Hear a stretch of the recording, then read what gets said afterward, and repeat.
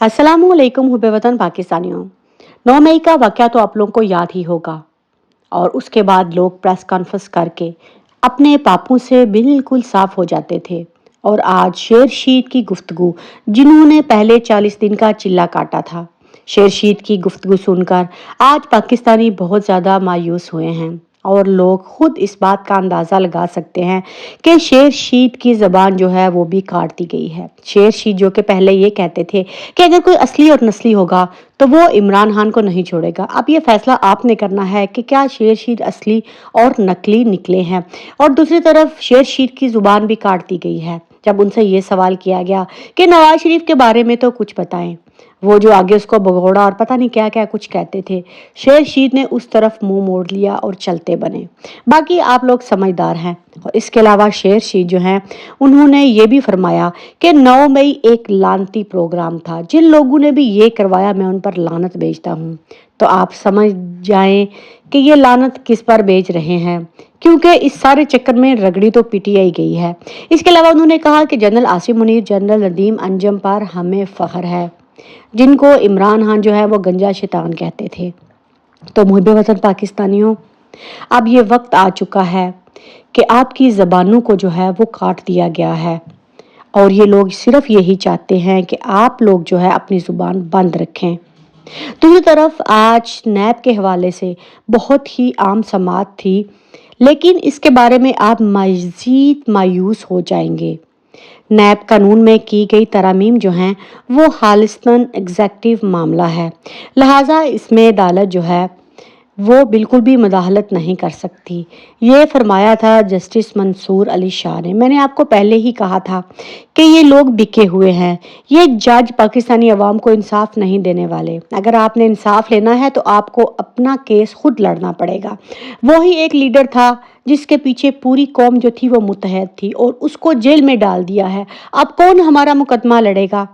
इसके अलावा जस्टिस मंसूर अली शाह ने यह भी फरमाया कि अवामी वोटों से मुल्की पार्लियामेंट ने नैब कानून में तरामीम की थी। इमरान खान ने नैब तरामीम की मुखालफत या हमायत के बजाय इसे अदालत में चैलेंज कर दिया।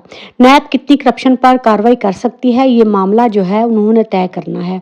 तो जिन्होंने इस कानून को ख़त्म किया है वो क्या इसके बारे में तफ्तीश करेंगे? तो मुहिब वतन पाकिस्तानियों, सोच लीजिए, अदलिया से आपको कोई भी इंसाफ नहीं मिलने वाला। और दूसरी तरफ सबसे अहम केस जो है वो ऑडियो लीक्स का था, अटॉर्नी जनरल के हवाले से। इस सिलसिले में अटॉर्नी जनरल की ऑडियो लीक्स केस की समाअत जो है वो इन कमरा करने की इस्तदा भी की गई। जस्टिस बाबर सत्तार ने रिमार्क्स दिए कि आप लोग अपना तहरीरी जवाब जमा करवाएं, फिर इसको देखते हैं कि ये पाकिस्तान की तारीख है। क्योंकि बेनज़ीर भुट्टो केस से अब तक ये चीज़ें रिकॉर्ड पर हैं। क्या ऑफिस में ये डेटा इकट्ठा किया जाता है और फिर इससे कैसे लोगों को ब्लैकमेल किया जाता है? ऑडियो पर जो कमीशन बना उसके टीआरओस में क्या लिखा है? क्या ये रिकॉर्डिंग कौन लोग कर रहे हैं? अगर हमारे फ़ोन की निगरानी की जा रही है तो क्या हमें पता है? ऐसा कौन कर सकता है? सुप्रीम कोर्ट के साबिक चीफ जस्टिस की फैमिली की ऑडियो लीक्स हुई।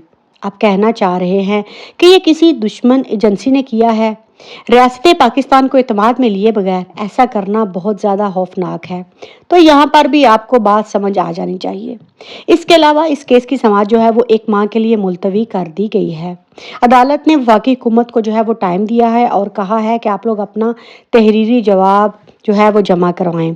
लेकिन ऐसा नहीं हो सकता कि हमारे ऑफिस, दफ्तरों, चैम्बरों में हमारी गुफ्तगू रिकॉर्ड की जाए और फिर आप लोग कहें कि ये किसी एजेंसी ने की है। क्या ये पाकिस्तान की एजेंसी कर रही है या कि पाकिस्तान में भी कोई और एजेंसी है जो कि ये काम कर रही है? और दूसरी तरफ शाह महमूद कुरैशी और इमरान खान को तो इन लोगों ने फैसला कर लिया है कि इंसाफ बिल्कुल भी नहीं देना। शाह महमूद कुरैशी ने आज इस्लामाबाद हाई कोर्ट में एक दरखास्त जो है वो कबल अज गिरफ्तारी की दायर की थी। दस्तावेजात को जो है वो जज साहब, चीफ जस्टिस साहब ने एक दफ़ा फिर से इतराज़ लगा कर वापस कर दिया और कहा कि ये तरतीब से नहीं है। तो मुहिब वतन पाकिस्तानियों, उनको तरतीब कहाँ नज़र आएगी? उनको तरतीब तो सिर्फ अब नवाज शरीफ में नज़र आएगी। जिसके जुर्म जो हैं वो सारे धुल चुके हैं। और दूसरी तरफ टीवी चैनल्स वाले जो हैं, अब उनको भी नया हुक्मनामा जारी कर दिया गया है। उनको कहा है कि इन टीवी चैनल्स वालों पर वही नौकरी कर सकेंगे जो नवाज शरीफ की तारीफ़ें करेंगे, शहबाज शरीफ की 16 माह की हुकूमत पर तनकीद नहीं करेंगे। ये अहकामात जो हैं अमेरिका और इसराइल के इत्तेहादियों ने दिए हैं। लाजिम हो चुका है कि ये काम ना करने वाले टीवी चैनल जो हैं उनको बंद कर दिया जाएगा। तो मुहिब्बे वतन पाकिस्तानियों, जो कुछ इस टाइम पर पाकिस्तान में हो रहा है, उसे तो यही लगता है कि हमें फ़लस्तीन को आज़ाद नहीं करवाना, हमें तो अपने आप को आज़ाद करवाना है। और जो भी इस टाइम पर इमरान खान के साथ खड़ा है, पूरी पाकिस्तान की आवाम जो है वो उनके साथ खड़ी है। इमरान खान के वकील जो हैं शेर अफजल मरवत एडवोकेट जो हैं, जब वो लंदन पहुँचे तो वहाँ लोगों की बड़ी तादाद ने उनका दिल खोलकर इस्तकबाल किया। आप देख लीजिए कि जहाँ तक शहबाज शरीफ और नवाज शरीफ या लंदन में मौजूद होते थे तो लोग किस तरह उनके घर के बाहर नारेबाजी करते थे। और एक छोटा सा वकील जिसकी को कोई जानता ही नहीं था इमरान खान के केस से पहले, आज पूरा पाकिस्तान उस पर फख्र कर रहा है। तो मुहब्बे वतन पाकिस्तानियों, तारीख हमेशा उन्हीं लोगों को याद रखती है जिन्होंने अपना फ़र्ज़ निभाया हो। लेकिन अब सवाल ये भी पैदा होता है कि कहा जाता है कि पाक फ़ौज के खिलाफ ना बोलो। सवाल ये है कि कौन सी फ़ौज? हमने तो 75 सालों से वर्दियों में सांपों को पाल रखा है, जो कि हमारी हिफाजत कम और इन चोर और डाकुओं लुटेरों की हिफाजत ज़्यादा कर रहे हैं। तो मुहब्बे वतन पाकिस्तानियों की आवाज़ को बंद किया जा रहा है। और दूसरी तरफ आज लाहौर हाई कोर्ट ने पूरी तरह एक नया एक्शन लिया है, लाल हवेली डीसील करने का हुक्म दे दिया। तो शेरशीद ने जो चिल्ला काटा था उसका शेरशीद को फल मिल चुका है। लेकिन शेरशीद से हकीकी तौर पर इस गुफ्तगू की मैं उम्मीद नहीं कर रही थी, क्योंकि एक मैच्योर सियासतदान, उसके पास तो खोने को कुछ भी नहीं। कम से कम शेरशीद को ऐसा नहीं करना चाहिए था। पाकिस्तानी अवाम का दिल बहुत ज़्यादा दुखा है। एक आउटस्पोकन हमारे पास बंदा था, उसकी भी इन लोगों ने ज़ुबान काट दी। तो अब हम कैसे अपनी आवाज़ बुलंद करेंगे?